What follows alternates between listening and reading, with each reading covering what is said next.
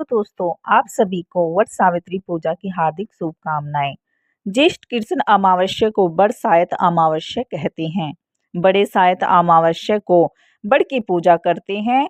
पानी, मोली, रोली, चावल, गुड़, भीगा हुआ चना, फूल, सूत मिलाकर बड़ पर लपेटते हैं और फेरी देते हैं। बड़ के पत्तों का गहना बनाकर पहनते हैं और बड़ सायत अमावस्या की कहानी सुनते हैं। भीगे हुए चनों में रुपया रखकर बायना निकालते हैं। फिर हाथ फेर कर सास के पैर छूकर बायना देते हैं। बड़ सायत अमावस्या की कहानी।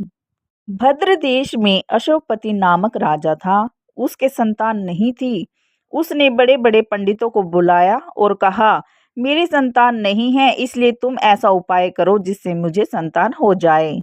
पंडित बोले, भाई, संतान तो तुम्हारे एक पुत्री लिखी है जो 12 वर्ष की आयु में विधवा हो जाएगी। राजा ने कहा, क्या मेरा नाम नहीं रहेगा? बाद में खूब यज्ञ हवन आदि कराए। यज्ञ होम कराने से उसकी स्त्री गर्भवती हो गई।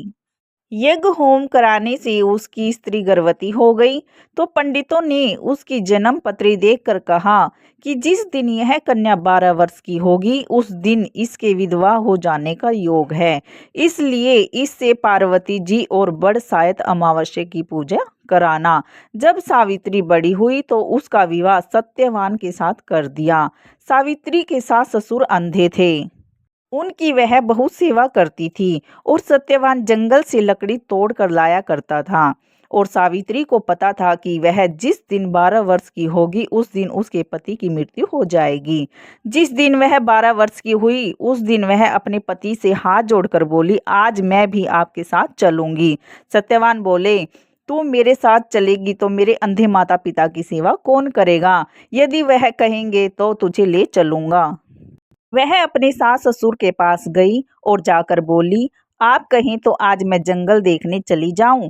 जंगल में जाकर सावित्री तो लकड़ी तोड़ने लगी और सत्यवान पेड़ की छाया में सो गया। उस पेड़ में सांप रहता था।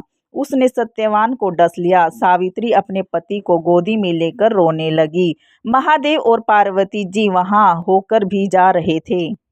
सावित्री ने उनके पैर पकड़ लिए और बोली, मेरे पति को जिंदा कर दो। वे बोले कि आज बड़ सायत अमावस्या है, उनकी तू पूजा करेगी तो तेरा पति जिंदा हो जाएगा।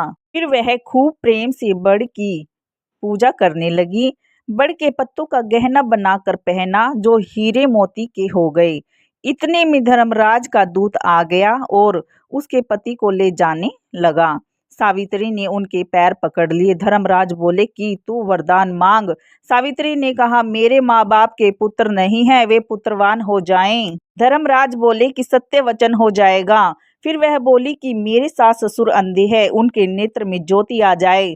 धर्मराज ने यह वर भी दे दिया। सावित्री ने धर्मराज का पीछा फिर भी नहीं छोड़ा। धर्मराज ने कहा, अब और तुझे क्या चाहिए? सावित्री ने कहा, मुझे 100 पुत्र हो जाएं। धर्मराज बोले, तथास्तु। वह सत्यवान को ले जाने लगा। तब सावित्री बोली कि हे महाराज, आप मेरे पति को ले जाएंगे तो पुत्र कहाँ से होंगे? धर्मराज ने कहा, हे सती, तेरा सुहाग तो नहीं था, परंतु बड़ सायत अमावस करने से और पार्वती जी की पूजा करने से तेरा पति जीवित हो जाएगा।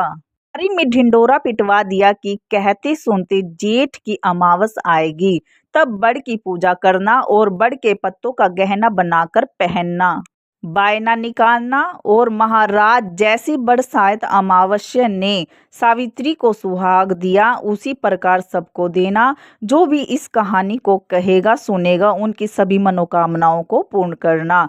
बड़ सायत अमावस्या को वट सावित्री व्रत और वर अमावस्या भी कहा जाता है। अगर वीडियो अच्छी लगी तो लाइक करें, सब्सक्राइब करें। धन्यवाद।